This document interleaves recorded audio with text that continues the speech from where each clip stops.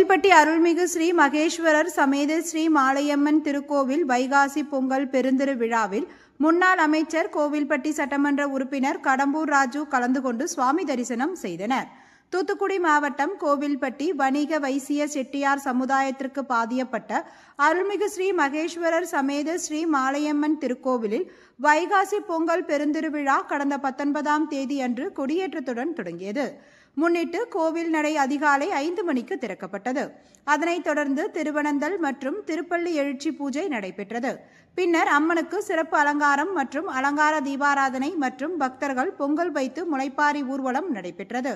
இந்நிகழ்ச்சியில் வணிக வைசிய செட்டியார் சங்க தலைவர் VSS வெங்கடேசன் தலைமையில் தூத்துக்குடி அதிமுக வடக்கு மாவட்ட செயலாளரும் முன்னாள் அமைச்சரும் கோவில்பட்டி சட்டமன்ற உறுப்பினர் கடம்பூர் ராஜு கலந்து கொண்டு சுவாமி தரிசனம் செய்தனர். இதில் தூத்துக்குடி அதிமுக வடக்கு மாவட்ட நிர்வாகிகள் பலர் கலந்து கொண்டனர்.